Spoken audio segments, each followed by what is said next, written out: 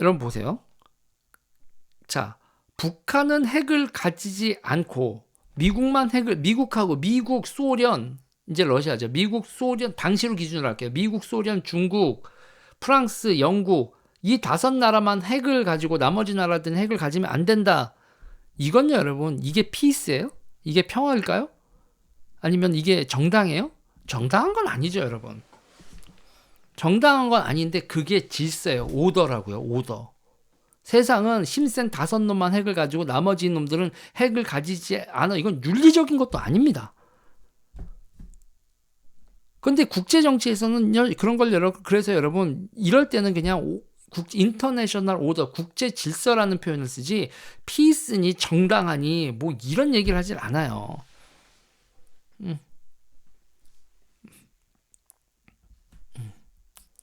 자, 이게 세계 질서라는 거에서 그 질서의 측면을 보자고요. 그러니까 평화는 입 바른 소리로 하는 거지 진짜 그런 측면이 아니라고요. 그럼 보세요. 그러면 거기만 있어요? 화학 무기 같은 거. 그래서 국제 질서의 전제가 되는 4대 무기가 있어요. 우리가 군대 가서 훈련한 화생 방하고 그다음에 미사일하고 이렇게 있는 겁니다. 거기서 이제 특히 핵무기 같은 경우에는 핵무기는요 2가지 체제로 가지고 있죠. 2가지 체제가 뭐냐면 NPT, Non-Proliferation Treaty 그러죠. 그러니까 확산을 반대하는 트리티 조약, 그래서 핵 확산 방지 조약, 우리나라 말로 그렇게 번역해는 NPT 있어요. 그 NPT에 서명을 하면 NPT 가입 국가들 NPT에 서약을 하면 핵을 더 이상 확대하지 않겠다는 거고, 이게 NPT가 돼 있는 거에서 인도, 파키스탄, 이스라엘 여기까지가 이제 막 핵 개발을 하니까 더 이상은 안 돼라고 이제 만들어진 거죠. 그래서 이스라엘은 NCND죠. 넌 지금 핵이 있지도 않고 없지도 않아. confirm, no deny. 확인해주지도 않고 부정하지는 않고. 그렇지만 사람들은 다 이스라엘에 핵이 있다고 생각을 하죠. 그리고 인도하고 파키스탄은 다 있어요라고 막 광고를 하고 있고. 그리고 이제 또 하나 있어요. Non-Proliferation Treaty에다가 또 하나가 뭐죠, 여러분?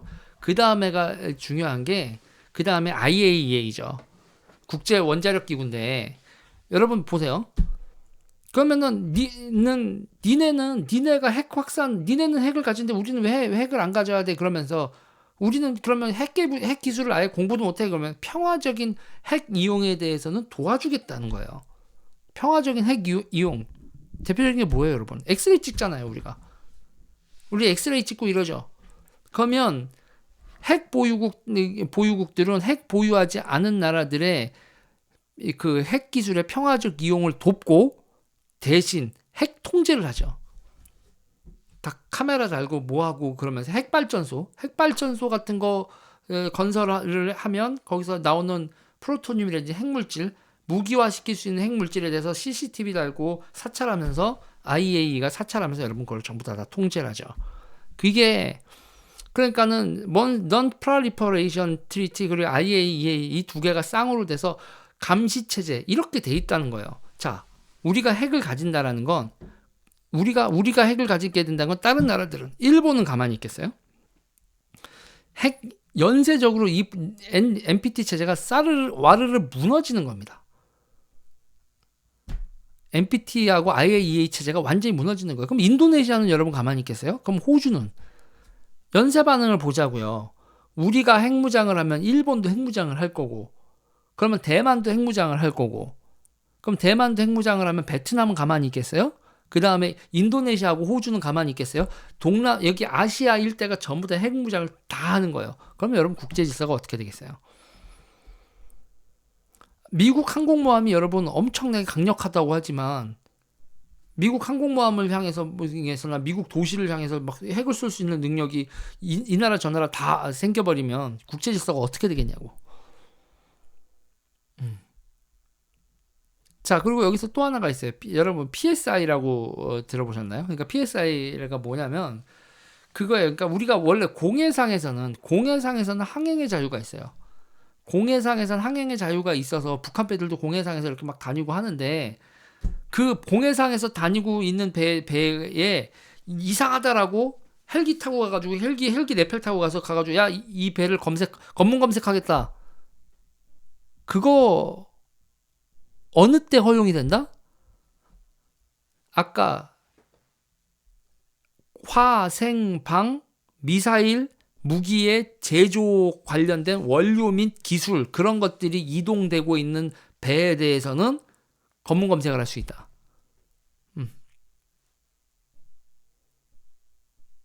이해가 되세요, 여러분? 자, 그러면 그리고 여기서 보시면 화생방 그리고 미사일 체계 그거와 관련된 데서 중요한 게 이중 물자라고 있어요. 이중 물자. 그 네 개의 무기를 제조할 수 있는 그런 거, 뭐 고무 박기, 심지어 고무 박킹, 고무 같은 거 이제 가스 같은 거 못 새게 이렇게 막는 이런 고무 박킹이나 이런 것까지요. 다 이중 물자. 민간에서도 쓸 수 있고 산업 제조에도 쓸 수 있는 이 이중 물자는 560페이지 정도 PDF 파일로 그 정도 되는 목록으로 돼서 그거의 수출, 통관, 기타 등등의 수출입에 대해서 통제를 합니다. 그러니까 북한이나 이란 같은 적성 국가로 분류되면 그 나라에 이중 물자도 못 들어가고 그 나라의 배들이 이렇게 지나가다 공해상에서 지나가는데도 레펠 타고 내려가서 야, 우리 어렸을 때 가방 검사, 선생님이 가방 검사, 요새는 그런 거 없어졌다며. 선생님이 가방 검사 하듯이 레펠 타고 가가지고 야, 이 배에 뭐 들어있는지 까. 4대 물품, 화생방 미사일과 관련된 부품 싣고 다니네. 죽을래? 그러고 그걸 까버릴 수 있다는 얘기죠. 근데 이제 거기서 그 4대 물품을 넘어가가지고 전략 물자 그리고 수출 금지 품목, 뭐 석탄 이런 거 북한도 석탄 받겠다 못 팔아 이렇게 유엔 제재가 들어갔는데 그 제재 물자가 이렇게 공해상에서 지나가는 거 발각되면 검문 검색할 수 있다. 이렇게까지 되는 게 이게 국제 질서예요. 우리가 이거를 한번 느낀 게 화이트리스트 사건이었죠. 그러니까는 일본이 대한민국은 이 4대 물품에 대해서 4대 조약에 대해서 가지고 가입했고 그리고 이 조약의 이행을 성실히 하는 국가니까 화이트리스트라고 해서 대한민국에는 이중 물자가 들어가는 거에 대해서 그냥 프리패스 하겠다. 근데 불화수소나 이런 거에 대해서 일본이 한국이 이거에 대해서 이 물자를 제대로 관리하고 있지 않은 거고 적성국가 어디겠어요? 중국이나 북한이지. 특히 북한이겠죠. 이 북한으로 이 물건을 우리의 허락 없이 다시 중개상으로 파는 거나 넘겨준 것 같은데? 라고 이런 얘기를 하면서 화이트리스트에서 빼버렸죠. 근데 화이트리스트에서는 아시아 국가 중에서 우리만 들어있었던 거예요. 그러면서 이제 아예 안 파는 게 아니라 이렇게 체크를 하면서 판다 이렇게 되는 건데 이 이중 품목 물자에 대해서 이게 대대적으로 대한민국이 의심을 사서 이 이중 물자의 수출입에 관해서 통제가 들어가기 시작하면 대한민국 경제 그냥 작살이 날 겁니다. 자, 제가 지금 무슨 얘기를 하는 거냐면 이렇게 국제 질서가 되어 있는데 여기서 우리가 핵 개발이 추진된다고 하면 미국이 우리를 우리의 이중 물자를 어느 정도로 통제할지에 대한 개념은 가지고 핵 개발 얘기를 하느냐? 라고 묻는 거예요. 내가 대한민국 핵 개발론자들 그때 이제 정몽준 미국 가서 그런 얘기 해가지고 어이가 없어. 그런 얘기를 하고 싶으면 내가 보수한테 얘기하는 거 그런 얘기를 하고 싶으면 대선 주자 말고 그냥 학자라든지 저쪽에서 학자가 얘기를 하면 이쪽에서도 학자 얘기해서 정치적으로 부담이 되지 않을 학자가 맞받아치든지 저쪽에 투트랙에서 학자가 얘기한 거를 원트랙 대선 후보가 왜 얘기를 하냐고.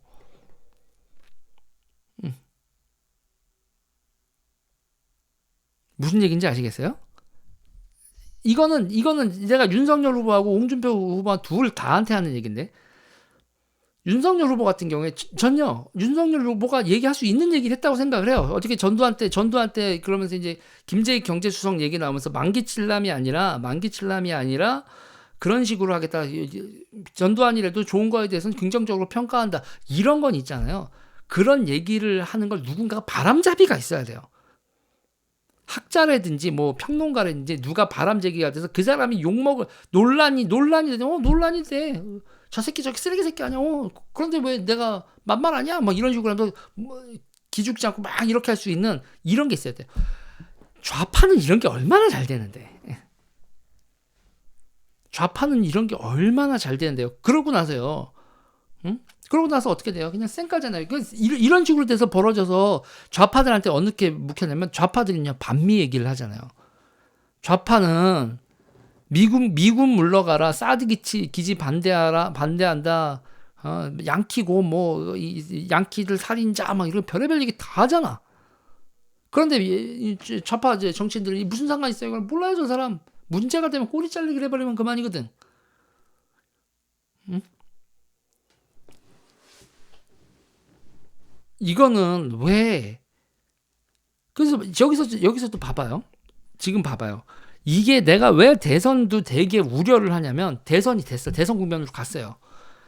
좌파는요. 이재명이랑 한 사람이 있어도 이재명 대신 얘기해주는 바람잡이들이 도대체 몇 명이야? 지금 우파 후보가 윤석열 후보라고 된다고 해서 윤석열 입에 모든 시선이 쏠릴 거 아닙니까? 이거는 기본적으로 정치 싸움에서 우파가 대단히 취약해요. 제가 보면서 저는 민주당이나 이런 쪽이 있다가 여기 이제 질려가지고 이렇게 온 입장에서 보면 야 우파는 얘네들이랑 싸우면 장기적인 싸움에서 도저히 안 되는 구조를 가지고 있다. 그럼 제가 오늘 토론에서나 이런 거에서도 나오는 거에서도 기본적인 거예요. 홍준표 대표도 할 수 있는 얘기예요. 윤석열 후보도 할 수 있는 얘기예요. 저는 그렇게 생각을 해요.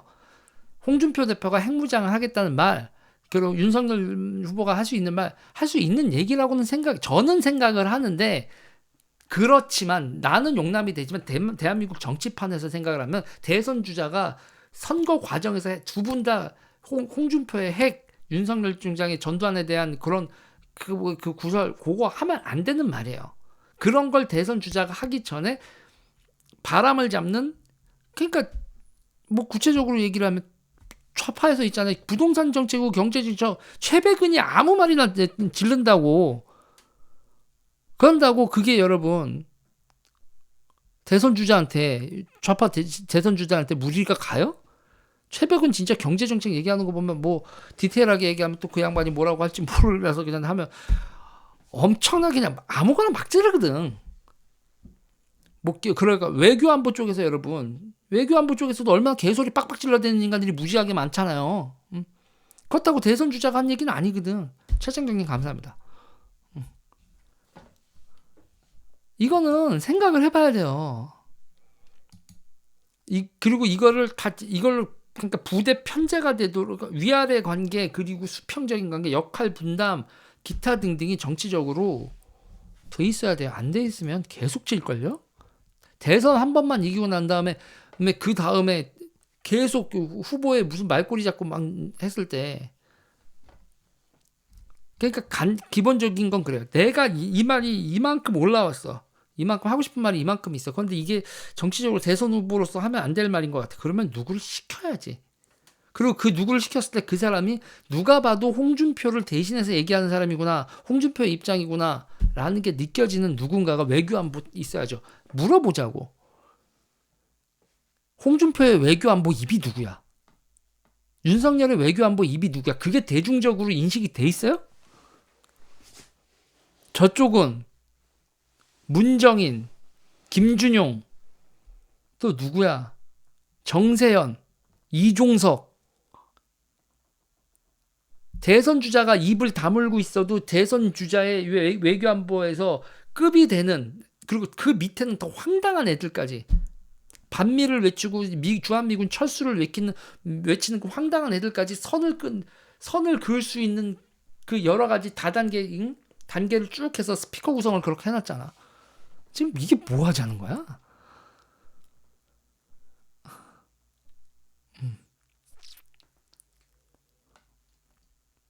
그리고 여기서 더 문제가 있어요. 더 문제가 있는 건 뭐냐면 거기 좌파는 사람을 키워줘요. 좌파는 스피커를 키워주는데 스피커를 키우는 조건이 있어요. 위계질서죠. 너 지금 대중성과 기타 등등을 봤는데 어준이가 너 안 부르거나 어준이가 널 찍으면 너 여기서 생매장 당한다? 뭐 내지는 이런 식으로 해서 그 김어준 위에 또 이해찬 뭐 쭈르륵 돼가지고 이게 이 질서가 있다고. 그런데 여기는 있잖아요. 여기는 지가 뜨고 싶어서 난리를 치는 애들이 진영, 그러니까 후보의 지지율을 갉아먹으면서 지 얘기를 해. 와. 그래서 내가 절레절레 하고 있어요. 절레절레. 이게 진짜 나머지가 오합지졸과 군대의 차이.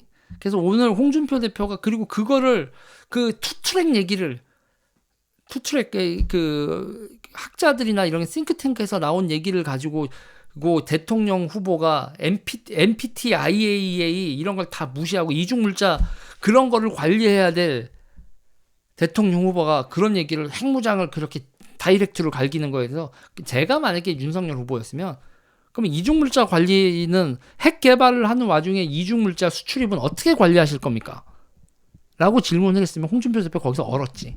이중물자가 뭐요 그랬을걸? 내가 전술핵 전략핵 이런 거에 대해서 잘 알아 라고 했다가 그러면 이중물자에 대해서 NPT 체제와 IAEA 체제에서 우리가 이중물자에 대해서 우리나라 같은 교육국가가 산업국가가 이중물자를 통제당하게 된다면 그거에 대한 대책은 있으신가요? 그렇게 물었으면 홍준표 대표 오늘 넉다운이야. 그냥 오늘 보면서 그냥 잤어요. 내가 보고 있으면서 이런 사람들이 그러니까 대선 주자 토론의 수준을 보고